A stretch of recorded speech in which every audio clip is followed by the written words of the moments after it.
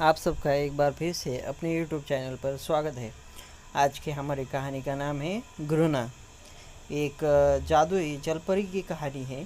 तो इस कहानी को शुरुआत करते हैं। जादुई जलपरी की कहानी।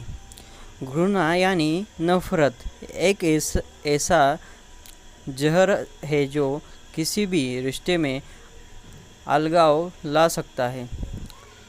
घृणा का असर बहुत ज़्यादा हो जाता है। समझाने हेतु यह कहानी है, तो हम ये कहानी सुनते हैं। मुझे पूरी आशा है कि यह आपके ज्ञान चक्षु को खोलेगी। हमें उमेश और विष्णु कई वर्षों से दोस्त थे। दोनों के पिता रेलवे में नौकरी करते थे।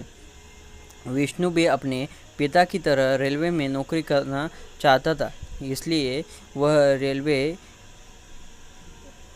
एग्ज़ाम की तैयारी कर रहा था। वही हमें उमेश का पढ़ाई में बिल्कुल मन नहीं लगता था, इसलिए वह विष्णु की भी मन भटकाने की कोशिश में लगा रहता था। दरअसल विष्णु रमेश की तुलना में पढ़ाई में ज़्यादा होशियार था।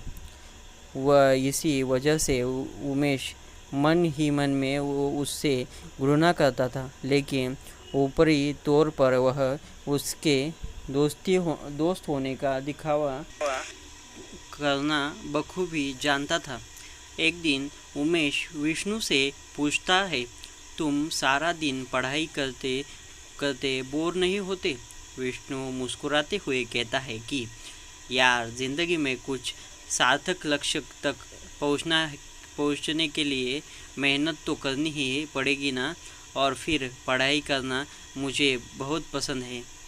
भला मुझे इसमें कैसे अब बोरियत महसूस होगी? लेकिन उमेश पहले से ही बाहर घूमने की योजना बनाकर आया था। इसलिए वह विष्णु से कहता है कि आज मेरा जन्मदिन है और आज हमें बाहर पिकनिक पर चलना है। तुम्हारा कोई बहाना नहीं चलेगा। विष्णु अपने दोस्त को उसके खास दिन पर नाराज़ नहीं करना चाहता था, इसलिए वह बाहर चलने को मान जाता है। दोनों अपने अपने साइकिल से निकल पड़ते हैं। कुछ देर बाद वे एक नदी के किनारे पहुंचकर अपना टेंट लगाते हैं, वहीं बैठ जाते हैं। कुछ देर बाद उमेश केक काटता है और विष्णु को खिलाता है।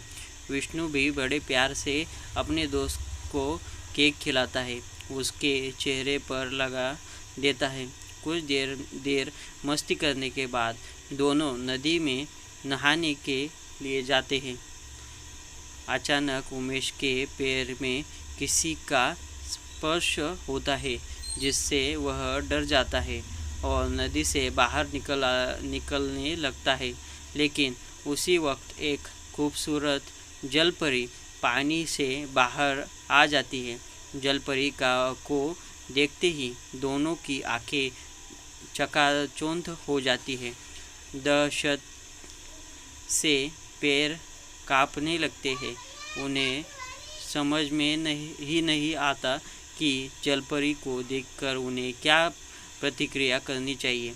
जलपरी दोनों के डरे हुए चेहरे देख जोर जोर से हंसते हुए कहती है, तुम दोनों को डरने की ज़रूरत नहीं है। मैं तो तुम्हें उपहार देने आई हूँ। उपहार का नाम सुनते ही दोनों की जान में जान आ गई। उमेश लालच भरी आवाज़ से जलपरी से उपहार के बारे में पूछता है। जलपरी नदी के अंदर से 2 पत्थर निकालती है और एक पत्थर दोनों को देती है हुए कहती है, यह चमत्कारी पत्थर है और हर पत्थर केवल 2 ही इच्छाएं पूरी कर सकता है।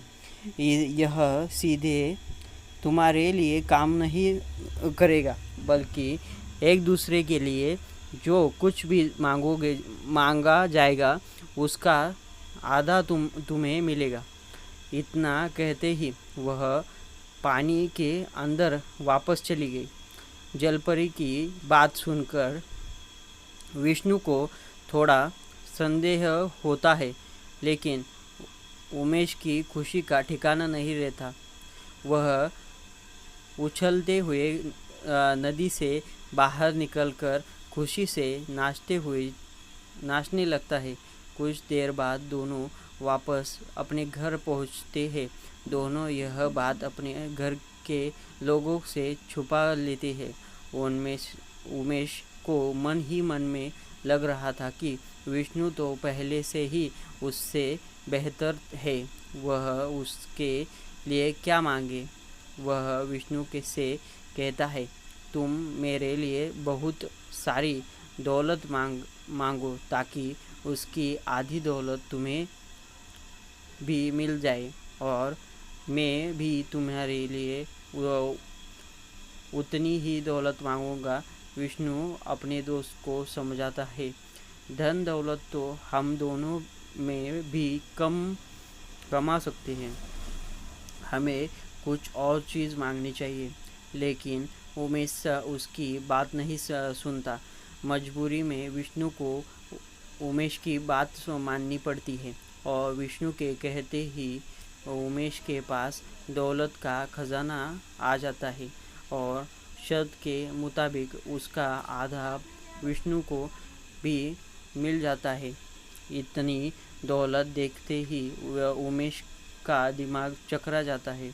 वह लालच में आकर सोचता है कि मैं तो अब धनवान बन गया, क्यों ना विष्णु से उसका सब कुछ छीन लिया जाए, ताकि वह मुझसे आगे ना निकल पा सके, और वह जलपरी के दिए हुए पत्थर से विष्णु को पूरी तरह से अपाहिज करने की कामना करता है। और अगले ही पल विष्णु पूरी तरह से अपाहिज हो जाता है। लेकिन शर्त के मुताबिक उमेश के शरीर का आधा हिस्सा भी अपाहिज हो चुका था। विष्णु अपने दोस्त का छल देखकर दुखी हो जाता है। उसे यकीन ही नहीं होता कि उसका दोस्त उससे कितनी घृणा करता था, जो उसने पत्थर से यह मांगा। उमेश को सबक सिखाने के लिए विष्णु अपनी दूसरी इच्छा में उमेश की सारी दौलत छीन लेता है। दौलत जाते ही उमेश विष्णु के सामने गिड़गिड़ाते हुए कहता है कि मुझसे गलती हो गई, मुझे मेरी दौलत लौटा दो। लेकिन तीर कमान से निकल चुका था। फिर भी उसे रोते हुए देख विष्णु उससे कहता है कि मैं तुम्हें अपनी सारी दौलत दे दूंगा, लेकिन पहले तुम मुझे पूरी तरह से ठीक करो। दौलत मिलने की लालच में उमेश पत्थर से अपनी दूसरी इच्छा में विष्णु को पूरी तरह से ठीक करने को कहता है, और अगली ही पल विष्णु पूरी तरह से स्वस्थ हो जाता है। लेकिन परिणाम स्वरूप उमेश अभी भी एक तिहाई शरीर से अपाहिज ही रहता है। दोनों इच्छा पूरी होते ही पत्थर अपने आप गायब हो जाता है। तभी विष्णु वहाँ से उठकर जाने लगता है। उसे जाते देख उमेश लंगड़ाते हुए उसके पास पहुँचता है और उससे कहता है, और उसके वादे के अनुसार दौलत देने के लिए कहता है। लेकिन विष्णु उसे किनारे हटाकर उसकी ज़िंदगी से हमेशा हमेशा के लिए दूर हो जाता है। दरअसल उमेश के घृणा का भाव ने